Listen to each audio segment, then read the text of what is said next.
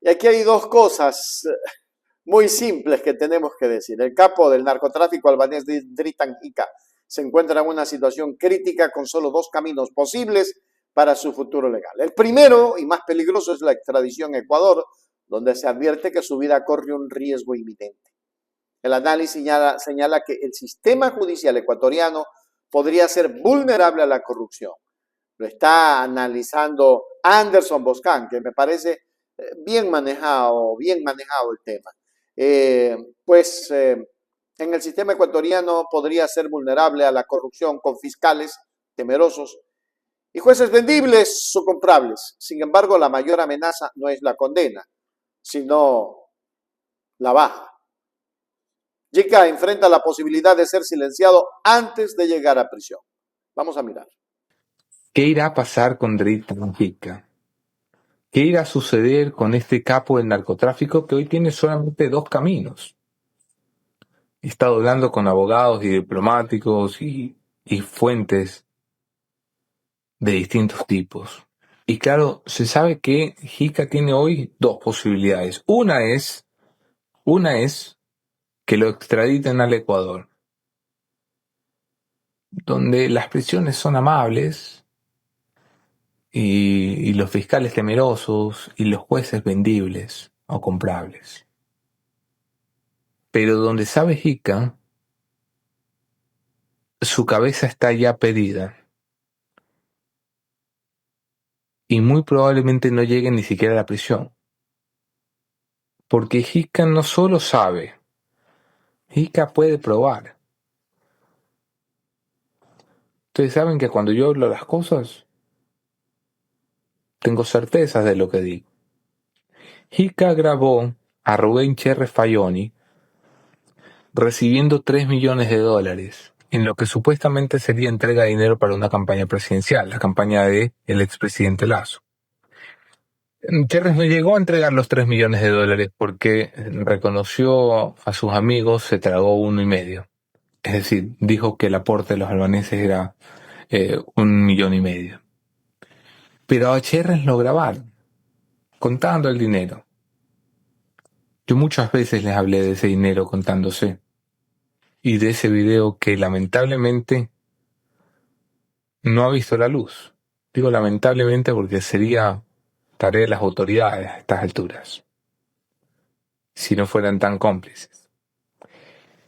Así que hay un poder político que teme que Hika venga porque podría revelar cuánto ha pagado a los políticos.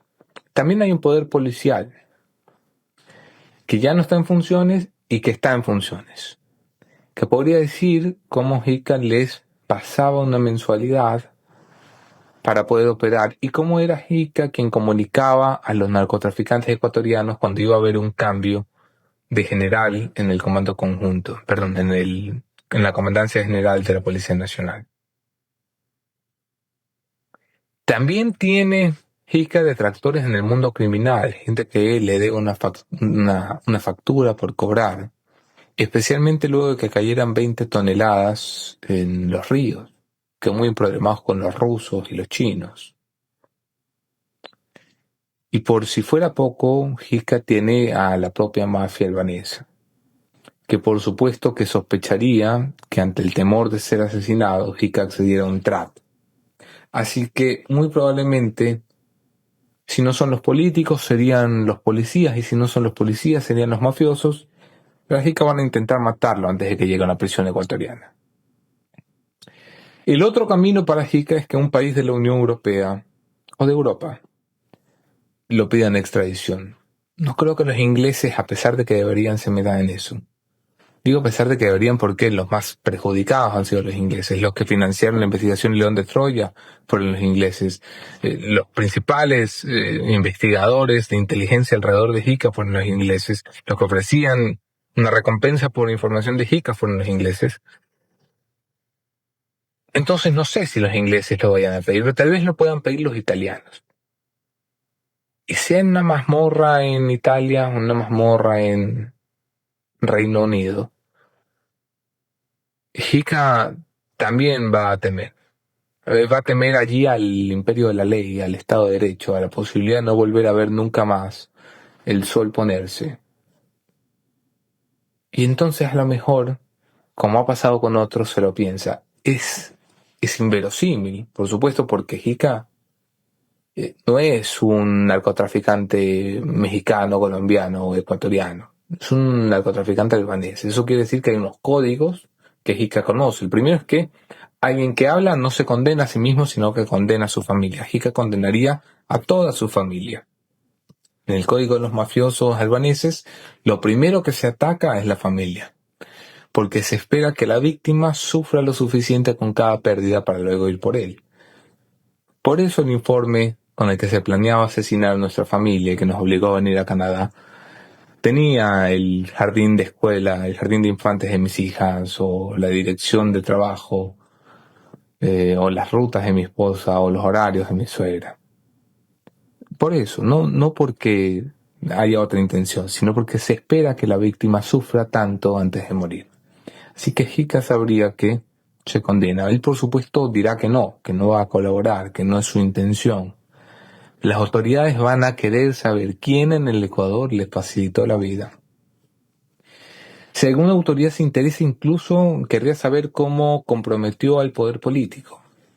Y entonces Jica contaría uno de los grandes secretos, porque hay mucha gente que se pregunta cómo un hombre con tantos millones de dólares, tan viejo, tan aclamado por la oligarquía guayaquileña, se terminó comprometiendo con el narcotráfico. Y Jica contaría entonces que este hombre acaudalado, octogenario, al cual logró torcer el brazo para entrar en la política, en un gobierno, tenía una debilidad, y esa debilidad era la pedofilia. Y Jica fue muy hábil, porque permitió que uno de los suyos consiguiera el departamento en el centro de Guayaquil, en el edificio San Francisco 300, donde este viejo pedófilo iba a tocar a niñas de 12, 14 años. Jica lo permitió no porque sea un morboso, un pervertido, un depravado, sino porque sabía que en ese departamento dejarían detrás de una pequeña maceta que el pedófilo que me vea tiene que recordar, una cámara oculta, que lo tiene grabado haciendo sentar a las niñas en sus piernas y manoseándolas, por lo que me ha provocado un asco real, profundo, sincero, cada vez que lo veo y cada vez que hablo de él, aunque no lo menciona. Y con esos 12 videos lo tuvieron, por decirlo en criollo, de las pelotas. Y así fue como hicieron rendirse a un banquero poderoso y político a los pies de la mafia albanesa. Ese es Dritan Jica. En conclusión, el caso de Dritan Jica no es solo una historia de narcotráfico, sino el retrato de una operación de inteligencia criminal que logró desmantelar la moral y la estructura de poder en Ecuador. Su destino judicial, ya sea en un país europeo o en una cárcel ecuatoriana, marcará el final de su carrera criminal, pero sobre todo definirá si las élites políticas y policiales del país finalmente enfrentarán las consecuencias de su complicidad.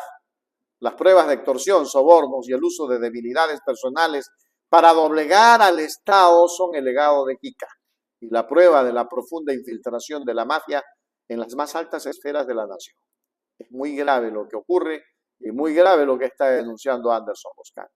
Ahora ya no está Cherres, hoy están hablando de las bajas que le dieron a Fernando Villavicencio, en fin.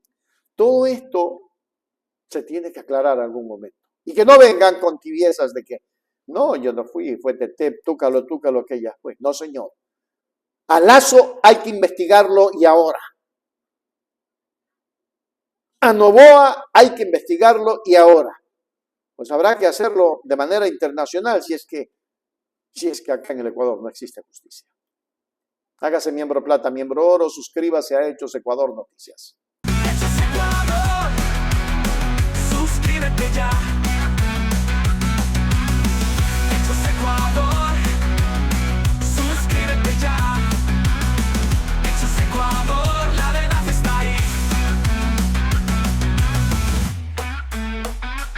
pierdas nada, cada día algo nuevo. Conéctate al canal y mantente informado. Siempre estamos aquí para darte lo mejor. Hechos Ecuador, claro, la verdad sin temor. Hechos Ecuador.